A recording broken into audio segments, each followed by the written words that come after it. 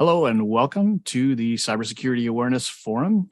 We're here today talking about the theme of industry statistics for cybersecurity and security awareness. I'm Scott Wright, CEO of ClickArmor, and ClickArmor is a sponsor, and we bring you this event every 2 weeks typically. So really want to welcome people. We've got a good turnout for today, I think. And what we're going to do is start by asking people to type in where they're coming in from so that we can get a little bit of a international perspective and see where everybody is coming from. While people are doing that, I'm going to introduce our semi-formal panelists that had agreed to join me originally, and that was Jim Guckin, Fletus Poston, and I think we're waiting for Tyler. So, but anybody else who really wants to be on the panel and participating in these discussions, feel free to send a chat and we will get you into the panel. But as it is right now, everybody's able to talk. If you have something really important, you can unmute and join us. So I'm going to ask Jim to start just with a quick introduction for himself, and then Fletus, and hopefully soon Tyler will be with us. Thanks, Scott. Jim Guckin. I am a digital security operations manager at a bank, as well as a blogger when it comes to security and technology, trying to make it easy for everybody. And I also run a cybersecurity podcast weekly talking about the cybersecurity stories that I think you should be paying attention to. Awesome. Great to have you again. Jim's been here a few times before, but really good to see you here. Fletus, as I said, one of our original panelists, just do a quick intro for everybody. Sure. Fletus Poston, for the purpose of this, a security evangelist. I'm also a security operations manager for a backup and recovery solution that focuses on small to mid-sized businesses as well as enterprise customers. So happy to be here today. All right. Thanks very much, Fletus. And I forgot to turn off sharing my screen. So yeah, we'll get this figured out just so that people could see all the folks that are joining us. Tyler, you're just in time to introduce yourself. Yeah, sorry about that. Computer decided perfect time to not work. Thank God I work in cybersecurity. Could do the old-fashioned turn it on and off again trick. Yeah. That works most of the time. Hi, my name is Tyler Sweaney. Happy to join you guys again. I'm a cybersecurity specialist and account executive at a company in California called Global CTI. We're a managed service provider and telecommunications company. Look forward to getting into some stats today. Yeah, for sure. I hope everybody brought some good stats to talk about. I wasn't sure if we'd have enough to talk about, but I have a feeling we'll go probably the full hour with everybody's opinions on these things. So all good. So now I'm going to do a little quick roll call. If you haven't already put in where you're coming in from today in the session, that would be awesome. So we have Martine from Oklahoma, Autumn from San Jose, also not far from you, Tyler, I guess. Oh, okay. You're in Bakersfield. That's where I went to. Yeah. That's where I went to school. Yeah. I'm repping the Santa Clara merch. Yeah. Jim in Philadelphia, Dennis in Jupiter, Florida. Awesome. Elizabeth from North Carolina, and Birgit from Seattle. Mandy from Southwestern Ontario. So more Canadian content. AJ wasn't going to be with us today. He said he might drop in, but couldn't be on the panel. So that's great. Anyway, great to see everybody here, and really thank you for joining us and for putting in where you're from. It's nice to see how we're reaching people globally. So the topic today, I'm going to start sharing my screen again, just so we can have a bit of reference. There we are. Topic for today is industry statistics and myths, good stories or FUD. So we came upon this topic. I think Fletus and I were chatting on Slack a couple of weeks ago, and he actually pointed me at a piece of research, Canadian research actually, from the Canadian Internet Registration Authority, CIRA. They're the ones responsible for all of the .ca company domains, including ClickArmor's, clickArmor.ca. But it's a really good study. We'll go into it a little bit, just flip through, and I'll show you how to get there. But we're also going to touch on a couple of other websites where I found a number of consolidated statistics that aren't all security awareness, but so definitely things that we throw around when we're trying to raise people's awareness of the problems in cybersecurity and what we want people to do. So the approach today is we're going to start by doing a little poll that I put up on Zoom. And we'll let you take a few seconds to answer that. And then we're going to dig into some of those questions a little deeper. And that's when the fun begins. So you can see on my screen right now, for people who may not be able to participate in the poll, which of these statistics are useful? Total cybercrime losses, typically, $6 trillion in 2021. A percentage of breaches that involve human vulnerabilities. There's quite a range of those. And the percentage of small, medium-sized businesses that fail after a breach. That's one that we always get into a discussion on whether it exists or not. How recent should stats be for them to be useful? And how do you feel about using industry click rates for phishing baselines? It's just an interesting discussion that I have quite often. So while we're in Zoom right now, I'm going to start the poll, and then you guys should be able to see that now. And we'll let the majority of the people get through, or give people a chance to put their inputs in. And then we will try and share that with you direct on the call. I will add these later to the video when we do the recording. So give people a couple of minutes to fill those in. It's interesting, how recent stats should be. I'm curious about that one for people. So it's something that we often use stats that are pretty old, and we should have sort of a view on whether or not stats beyond a certain age are actually valuable. So we can have a quick look at how this all turned out. Which of these statistics are useful? Total cybercrime losses, $6 trillion. Only 1 of 9 found that useful. Percentage of breaches involving human vulnerabilities, 6 of 9, 67%.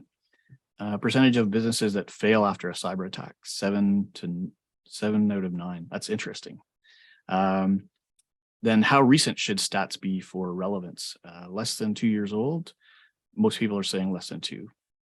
And everybody else saying less than 4 at least. So that's cool. And then click rates, industry click rates for phishing simulations. We have very inappropriate 1, okay, 3 out of 9, very appropriate 1 out of 9, and 4 out of 9, not sure. So that's really interesting. Let's keep that in mind as we go forward through the session. And at this point, I'm going to bring up our first question for the panel. Now, if you guys have questions or comments on any of this stuff, feel free to just type it in the chat, and we in the panel will have a look at it. And thanks, Fletus, for posting the link to the CIRA stats. So Jim, I'll let you chime in first on how do you use industry statistics with respect to security awareness training? So if I was given a vote on this, I find them, I'm like in between. Like I understand where they come from, and sometimes my executives or executives of companies I've worked with like to see them. But personally, as someone who works, with the clients, I don't find them that horribly useful. I mean, it's kind of good to see where you are compared to others in the industry. But I'm more worried about my numbers than I am about the grouping as a whole. So I think I kind of fall into that weird, like I use them sometimes, they're in some of my reports, but I don't personally put a lot of weight to them. All right, cool. Fletus? I think they're useless. And I'll tell you why in a second. First off, we tend to use industry numbers, or we like to use what I would call fake math to scare tactics. To Jim's point, like I don't know the susceptibility rate. I don't know the size of your organization. I don't know how you're categorizing me. Most of these platforms tend to put you in a conglomerate that may or may not fit the demographic of my workforce, the expertise of my workforce. So I would rather do my own research and produce my own data by doing benchmarking against companies that are similar to me, or companies that are similar to the employees in which I'm testing, versus using an industry specific stat. So the reason I say useless is you don't have enough concrete data to justify that as a statistic. So I think it's falsifying itself by calling it a statistic, because it doesn't have the mean, the mode. You don't have the proper sample size to really call it industry specific, because it's kind of too high level. Yeah, really good point. And we see it used all the time. Lots of discussion on statistics we could have in general, and how they're used or abused. But good insight. Tyler? Well, I definitely agree with, the wide scope at which these statistics are applied. I mean, I guess in my use case, speaking with, let's say, a potential business looking to get secure, like you brought up Fletus, using our specific statistics are something I'd rather do, especially when it comes to security awareness, talking about the before and after. That's much more applicable. So I try and be a little cautious with the use of statistics. But to me, also, it's nice sometimes to just get people in the door. But I think that has to be done with the understanding. If you say, 85% of breaches have, a human element or something, it's not really the percentage. It's more so the sentiment behind it. I think treating them as hard and fast numbers that are, immutable is the wrong way. But to me, sometimes you just gotta say things to perk someone's ears up. But then once you dig into it, of course, the real numbers matter. And that's where we, drill down. Yeah, and I'll add another little thing to that, to the point is most of the time when you see industry specifics, it's inside of a sim platform. So a simulation platform tries to benchmark you, and that's the data that most people are sharing. Like, if we want to expand this a little bit more, like if I use industry specifics, part of the article I shared with Scott and I just shared with you, those may be helpful. That is the true industry experience. But when I think about this question in respect to awareness, that number is generally coming out of a sim provider who's telling you what you should know off of their metadata that may be skewed because of who they have as a client. So I think you also got to think about it that way. What is the clientele for the product that you're using for your phishing simulations?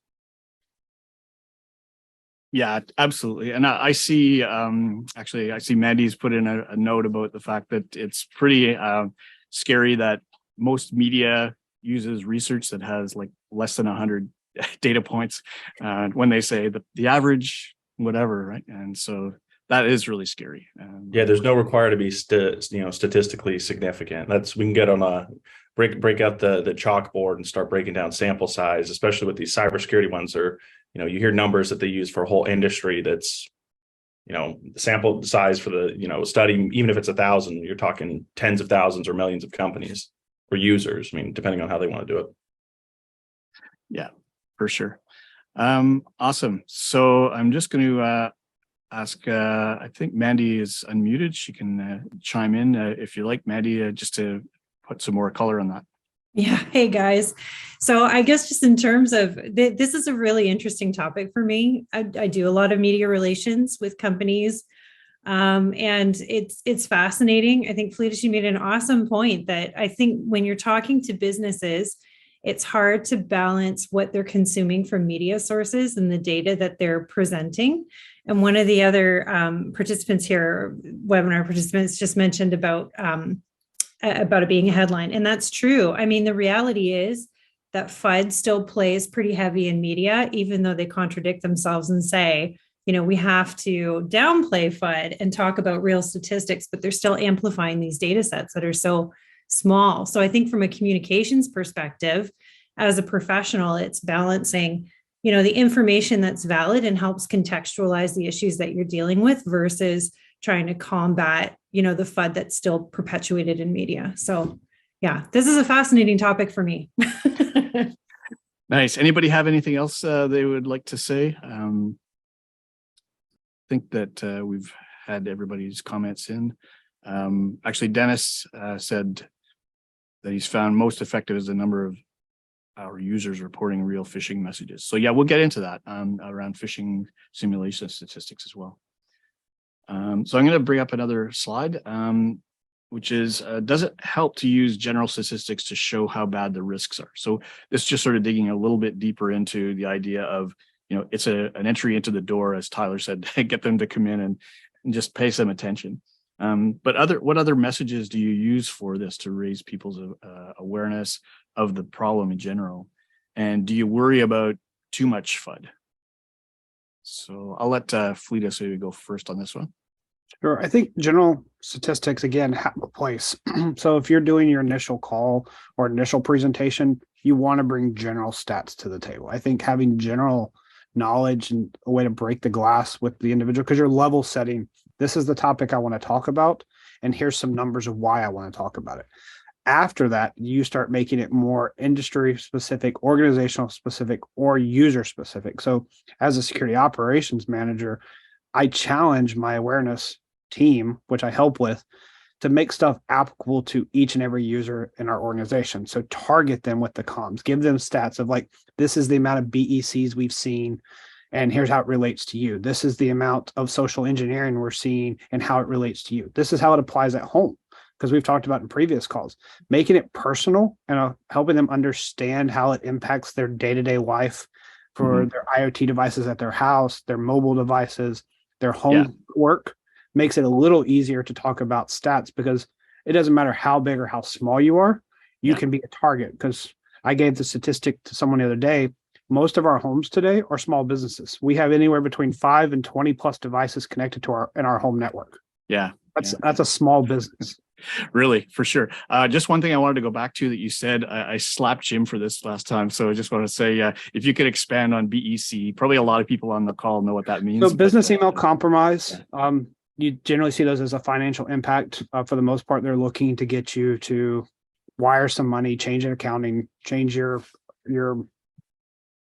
way of paying someone, or you can also use the gift card analogy that we've all said, or the legacy that Nigerian prince has given you some money. All you gotta do is click this link, give him your banking information, and he'll wire you the money. So like, we forget about business email compromise all the time. For sure. Tyler? Well, I wanted to follow up on Martine's point in the comments, talking about, and this, is along the same lines as, all what we've all said, kind of just knowing your audience and where is this information useful is probably more the lens I want to take, because, FUD, I think there is a place in terms of just being honest, because these things, it is scary. There are risks out there. But Martine hit on the point of, just a great comment, by the way, of providing solutions with hope, not just putting out the scare factor. So in my process and in my work, those are good headlines to start with, but that's really what they are. And that's the expectation, we start with it. Then once I get in with an organization, it's all tailored.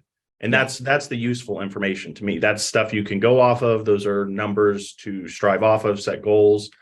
An industry statistic, for the most part, they don't mean a lot outside of getting people in the door, raising awareness for security awareness. Right. Good point. I totally agree. I think Martine's point is really good. That, if you're going to have something with FUD in it, make sure there's a possible solution or something that gives people hope. I love that. Jim? So yeah, I'd like to echo some of the things. Like, you have to know the audience in which you are talking to. Why I have used some of these general numbers in the past, it's usually just like Fletus said, it's to get in the door. It's here's the level setting of why we need to worry. But then, just like Fletus said, the idea is to kind of get your own metrics in there and then compare against yourself. You may be let's just say, I'm in the finance industry. Sometimes it's does my job here compared to a counterpart in like Capital One or one of those big monsters financial firms? No. So their stats and my stats, why we're in the same industry, are not necessarily the same thing. Now, I do get some benefits out of it, and I'm parts of groups so I can use some of that stuff. But really, I find more likely falling back to predetermined metrics in our environment. What we've seen. Hey, phishing is going up, in the last quarter by 10% from what we normally see.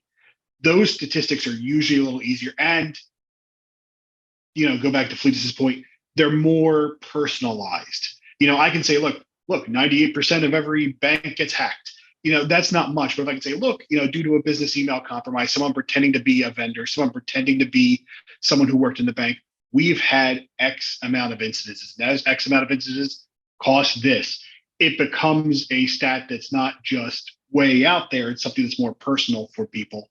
And I think when it's more personal, they tend to internalize it just a little better than your generic, 80-something% of all hacks are phishing email based. Really good point. Anybody else have any comments they'd like to make on it? On that question? All right, I'm going to go ahead and move to our next question, which is what kinds of statistics do you think are most misused or abused? And how do you counter them, whether it's internal or external? I'll start with Tyler on that one. Oh, see, that's I think it's really it depends on how people want to wield these, and I think that's what we've all gotten to. Jim, you just mentioned the 80%, 85% phishing email thing, and to me, that is such a double-edged sword. It's super general, right? We're talking spraying from the hip here, but I've seen it presented in ways that are just to an audience, especially a general audience, is just disheartening. To where it's like, oh, well, you know what, if people are going to click it, then yeah. And we talked about this with cyber insurance too. It's kind of, I've seen too much FUD, too much of this leading to the, well, you know, we're not going to spend a bunch of money on this, we're going to get cyber insurance. And then when it inevitably fails, because that's what all the statistics, that's what all the salesmen tell me, then we just go to our insurance. And I think that's really where, you get into, okay, this is unproductive. So giving those numbers, has to, always be paired with a solution of, okay, but this is what we started you at, and, we're down to a click rate of 10% after 6 months or something. Because, like Jim talked about, it's making these like real and actionable and memorable. Because if you hear 80%, what do you do with that information? Some people that might be a great motivator. Other people might just go right over their head. Other people, it's like, oh, well, I'm not going to know. Most people fail anyway. So I think general ones like that, or just the typical scare tactics of how many businesses, go out of business. I think if they're not paired with the right kind of presentation, then it's just fear mongering. Yeah, good point. Jim? To really leverage off of Tyler's last point, I think most security statistics are based off of fear mongering, and for good or bad, however you want to look at them. But the one that almost every security person has internalized at one point is it's not if, it's when. And I've said it, I've given presentations with it, but it gets to the point of, can you make that operational? Do you know your audience? You're right. Sometimes you can scare someone into making a good decision, but if you're going to give these stats out and expects, everyone to immediately jump to action, that's not going to be the case. And you're going to start getting diminishing returns on these statistics. And even internal statistics after a period of time can be used that same way. And a lot of us are former engineers, former analysts, coming from the technology world. We're used to stats. Stats are great. Stats are very helpful, but how they're put together, how they're wielded, how they're designed can give you an idea. But that's what you should give stats with. Just, hey, this is a general idea. Yes, phishing does account for most of breaches, but that doesn't mean that we stop. Here's how we do it. Here's how we get the click rate down. And then listening to people. I often talk to people after cybersecurity lessons or events and go, what could have made this better? Not necessarily caring about the stat of, there was 1,000 phishing emails and only one got through and someone clicked it. It's more of what can we do to make that better in the long run for everyone involved, and focus on those key things. But in general, I will flat out say, I think almost every security statistic you could pull out is a fear tactic on some level. And that's something that we have to do as our job. Our job is to live in that fear. And, sometimes our statistics show that. Yeah, I agree. I think what I was thinking of when I created this question actually is probably one of the most abused or misused stats that I used in the original poll. And that was the one of 60% of small businesses fail within 6 months of a security breach. And I did a bit of research on that, and I found other people who had found research. And if you follow the thread back, it actually comes from a story that was referenced, and I think it was in an infographic or something on some industry association's website. And then it was used in testimony in court, and then it was used again and again. And I found two references of it in January, like in the news or in some other in blogs or media articles saying, well, here's some real recent data that is interesting, but keep in mind that 60% of like they were just deliberately going off the focus of the original research that they were supposed to be talking about. But it turns out that there was really no foundation for that statement of 60% of small businesses go out of business within 6 months. So not only is it being used mostly for FUD, as you say, Jim, it's like you can't seem to get rid of it. Well, some of the things, Scott, to think about that is, yes, 60% may go bad after a cyber incident. How many just go bad out of just their everyday needs? When I used to work with emergency management, there's a number that they throw out, which is businesses after a disaster go out. A cyber disaster is no different than any other disaster. Yeah. So it's kind of hard. You can say, 60%, but how many of those would have gone out of business anyway? Yeah. And this was just kind of the thing that tipped them over. If anybody has any other, I'll take a stab at it. Yeah, sure. Oh, sorry, I forgot. Please go ahead. So, this shameless plug here. I do work for a backup and recovery solution. So I did a disaster recovery and planning webinar at the first of the month, and going through a lot of those stats and thinking about it from that point of view, I'm going to challenge some of the fellow panelists here that these aren't misused. They're just misrepresented. To Scott's point, like, I don't think you're misusing the fact that the disaster is going to happen. So it's not if, it's when. Like, because what we went from the take is your first priority is always life. Like, it's always the employee. Mm-hmm. And then you talk on the technology. So I think we do the same thing with our statistics. Like, I know that roughly within 8 seconds, the first click is going to happen on a phishing email. 8 seconds is all it takes. It averages 8 seconds for a user to click an email. But at the same time, I care how quickly they report it. So I don't chase the click rate. I don't care. To be honest, I'd almost want you to click it other than just sitting there idle and not doing anything with it. But I want you to report it when you do. So that's that see something, say something mindset that I think we need to do better with, removing the user's the weakest link and make the user into the best blue team member you have in your organization, because they see things quicker than our tools see them. It will get past my email filter. It'll get past my network filter.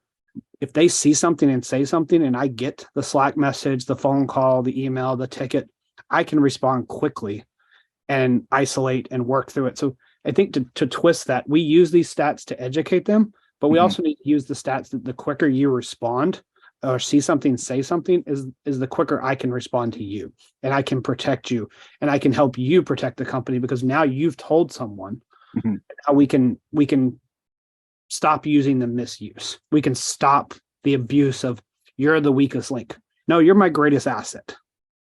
Yeah, that's awesome. You're my greatest asset. And if I can get my users to think like that, yeah, we've got a great organization. We've got a greater road ahead of us, and we're going to survive because they can see something, they will say something, and we work as one.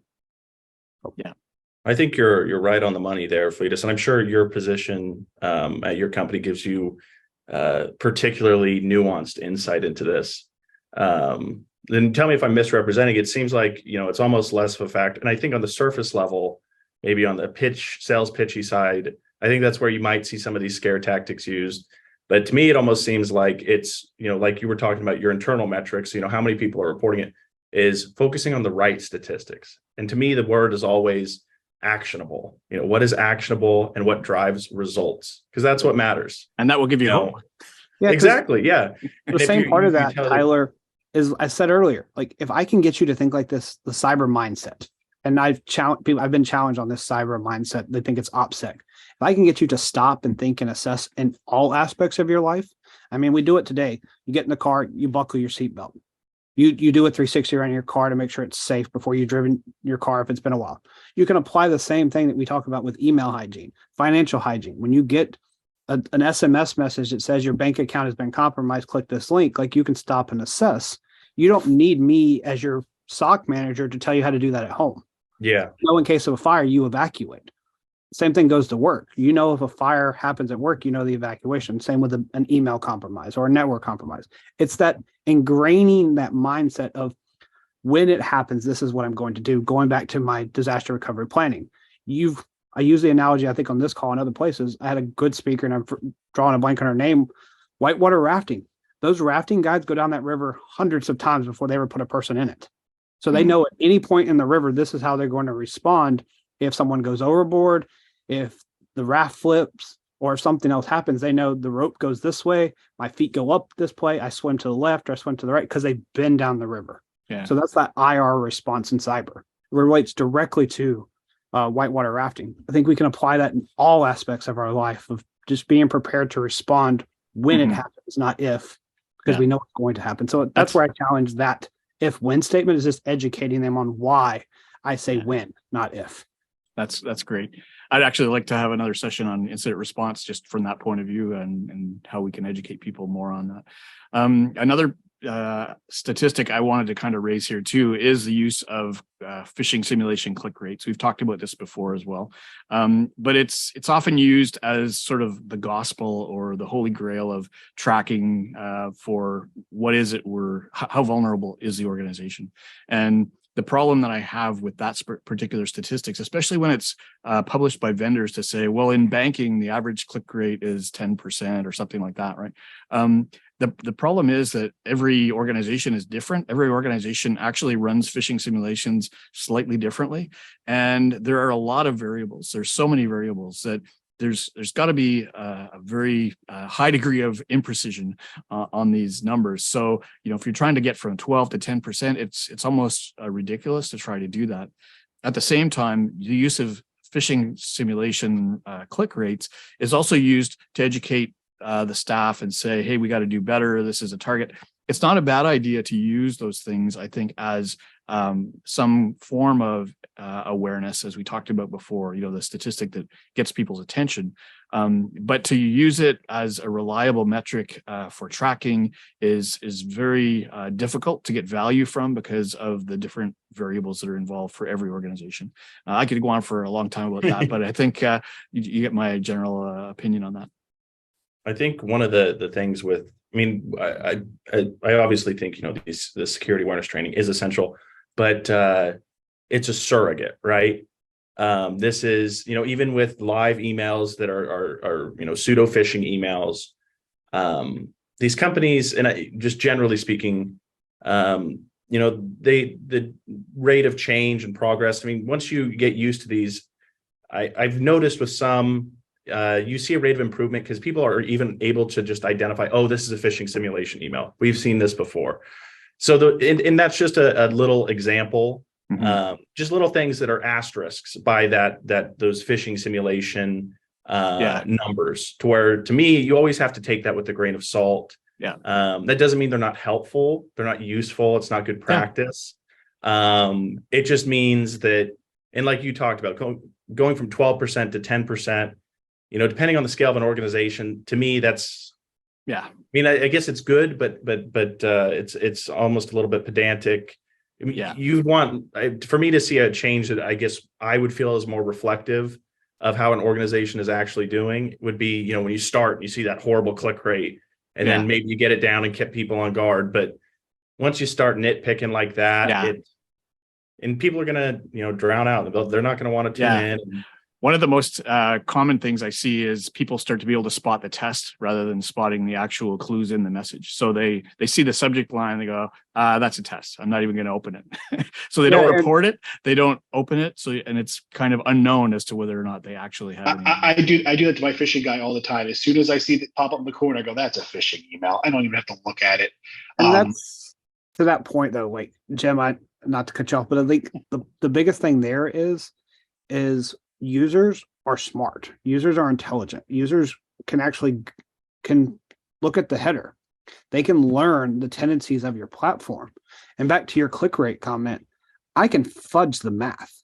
Let's just say I have 50,000 employees in my environment. I send 50,000 phishing emails, but I know that roughly I only have about 12,000 active users who are in their inbox. The rest are field workers. They work at a clerk. I sent 50,000. But I really only have 12,000 people who are at their PC. And then I'm going to fudge that a little bit and say I only have 10,000 because roughly 1 to 2% of those are on vacation. Meeting, they're not paying attention. So now I'm down to 10,000. So I just went to a fifth of my force. I can make that number be whatever I want it to be from a click rate, because I can say it against 50,000 versus the 12, or I can say it against 10. I can make that click rate. It's the response rate or the resilience rates, which Dennis is saying, is where we Yeah. really should go. From the time it entered your environment inbox to the time it was reported, that's what you should track, because that's from what my team as a SOC needs to know. As soon as it enters the environment, that's when the clock starts. Yeah, reporting rates In are 1 much minute, more I can start important. yanking them. I can start removing them. If you report it in an email, I can do the indicators. I can yank it out of their inbox. I don't care how many people report it. I mean, the more report it, the higher it's going to go, because now I get a cluster. I get a heat map showing me that this is really an opportunistic. It's a spray versus a targeted welling attack, which is a whole different topic that I have to respond to. For sure. So that's awesome. Thanks a lot, guys, for the insights there. I'm going to move on to our next question if there's nobody else in the panel. So do you prefer to use stories or statistics? I kind of have an idea where we're going to go with this one, but that's a sort of an invite to tell a story if you have any that illustrates some of the value of whether it's stories or statistics to raise awareness.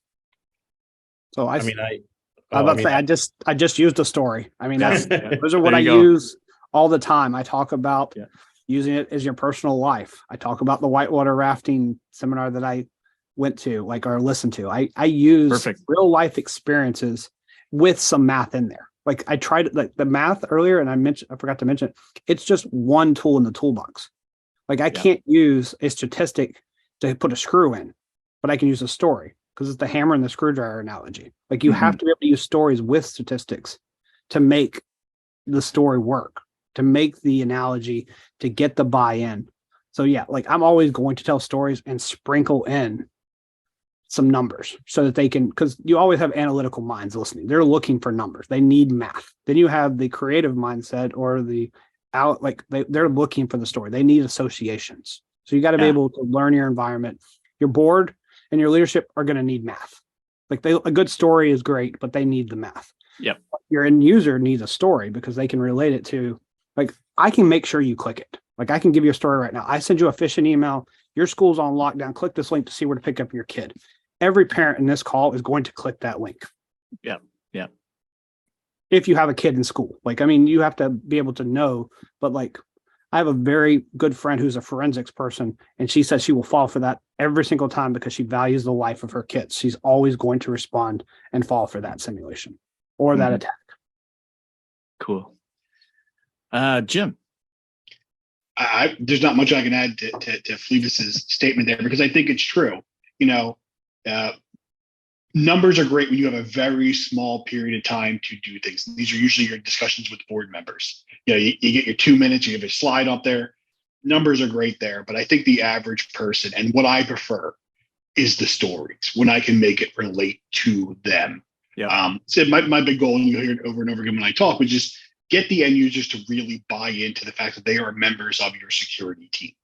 And that is done by these stories. They're done by discussions, even outside of email, talking to people, telling stories of, how I always go to ATM machines or point of sale machines at places. I'm tugging on the thing to make sure there's no fake thing on top of it. That gives it a little bit more presence in their life than if I were just 12% of all machines have a fake thing on top of it, or 1% of all emails you're going to get are going to be phishing. They're great statistics. They have their use, but story for me every time. Nice. Awesome. Tyler?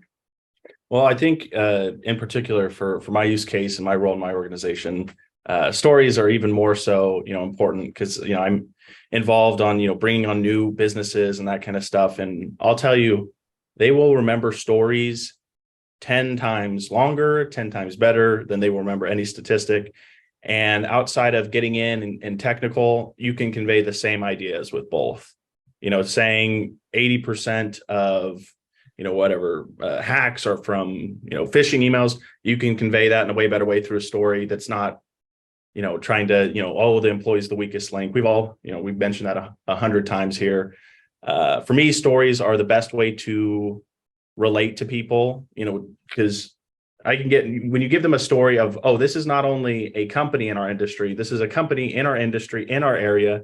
I know this is just like us. The closer you can give people a story to something that, they can visualize or empathize with happening to them, the more real it is. Mhm. And that I'll be honest, I'm still amazed with how prevalent these hacks have grown, data breaches, ransom costs, and how many people still kind of just have this, well, that happens, we're just going to deal with it. To me, it's like if you were having bandits rob people on the highway and people were just like, well, you know what, it happens, that's part of the deal. And to me, it's like Fletus was saying, all this stuff comes down to me. It transcends cybersecurity. It's just personal awareness, being vigilant. And I think part of that, you take for granted being on the younger side because we grew up with this technology. So some of that is ingrained. Not trying to be ageist or anything, but you got to learn things at different rates.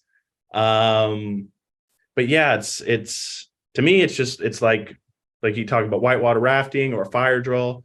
To me, the goal is with any emergency thing, which with cybersecurity would be the same, or you talk about ATMs, that's funny, I do the same thing, should be like tying your shoes. You're not sitting there thinking about next thing to do. You've done it so many times, it's just a habit. It's not difficult. And I think that's, and I'm curious to hear your point on this, Scott. I think that's where security awareness wants to get all of us, to where Before Scott you're part of the goes, security team. I do need to share a story real quick that I Yeah, had, go ahead. kind of to your point there. The generation that we have today that are growing up, who they've had access to a smartphone and internet all their life. I literally had a 20-year-old tell me that they don't care what they put on the web. They don't value privacy anymore. They video blog their entire life, stuff that we would have wrote in a journal or that we would have never written down at all.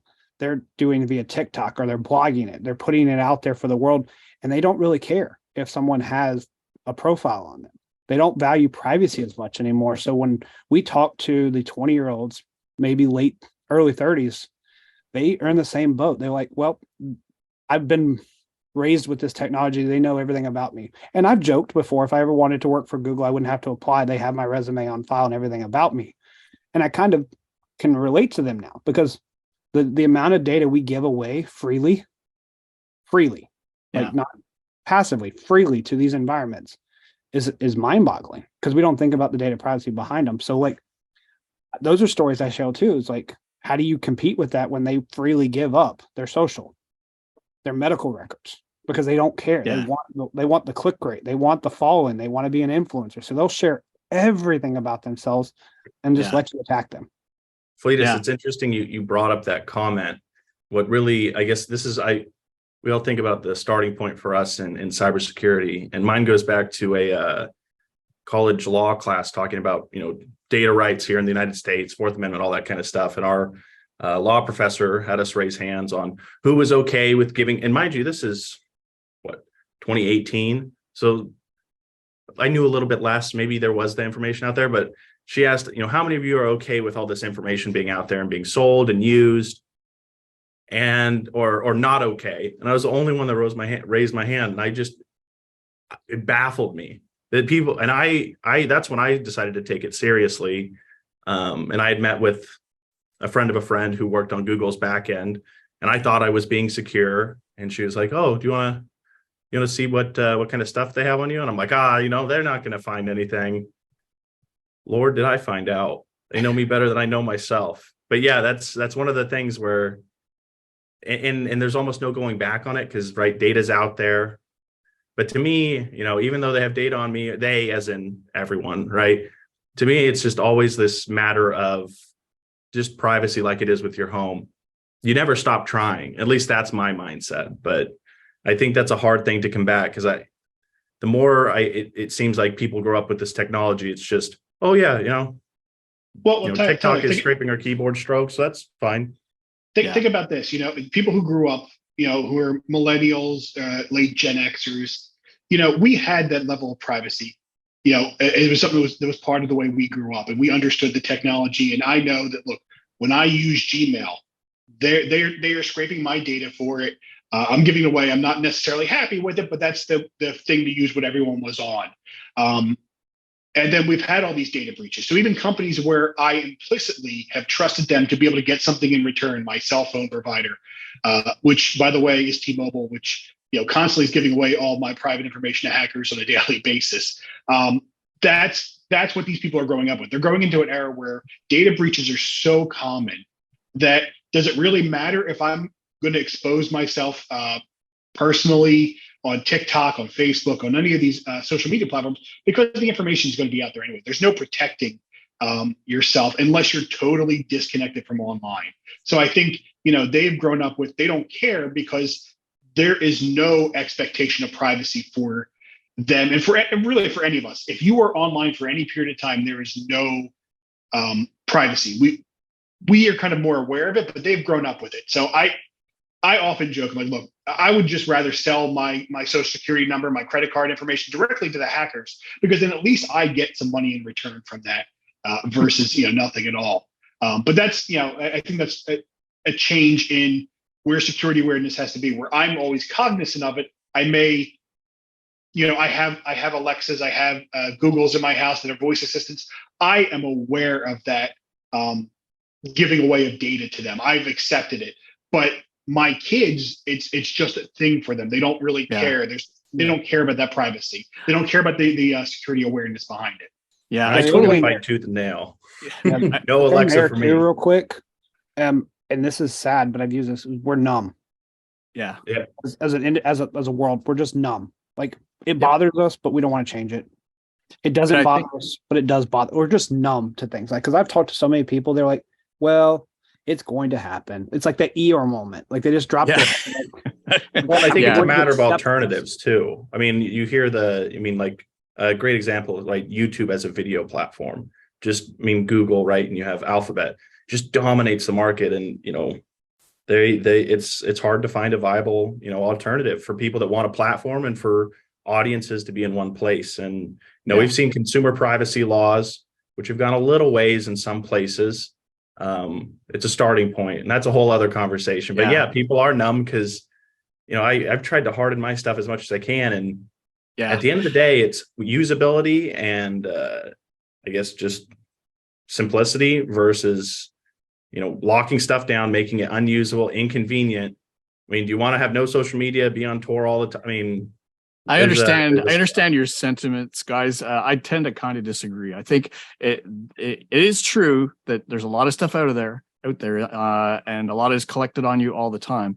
But it's all about control of your data. And if I just posted an item in the chat about Matt Honen's story in Wired like almost 10 years ago, he lost everything, all his family photos, because a hacker was able to piece together enough public information that they were able to break into his Apple account. So we actually have to still keep people aware of the fact that you can control a certain amount of what goes on, and understanding the risks are really important. And so it's not, as Martine says, we got to sort of keep a sense of hope there. As much as it is true that our data is everywhere, and throughout the history of the number of data breaches, your credit card numbers are out there. But think about the amount of inconvenience you have to go through when you have to reset your credit card numbers, and it's just not ever going to be productive for us to just give up, right? So I think we have to teach people that. And to that point, when I have these conversations, I do give them basic tips on like use a non-standard email account for something things. Don't put it as your daily driver. The email that you use for your financial stuff, create a separate email for your streaming services or services that you think or have known to have weak security practices. Like educate them on what you give away. To your point, we've talked about LastPass all across the world. Like understanding you still have some control. Yeah, like exactly. Master password is a variable that is not leaked. The hash is. Yep. They can encrypt it if they can figure out your master password. So complexity or length, not complexity. That's a whole different topic. The longer you make that master password, it could be all alpha. It's still going to take a long time if it's not a dictionary word. Versus a complex password, totally different call, totally different day. But like just treating people to do a little bit more. Don't reuse your password. I even tell people don't reuse your email.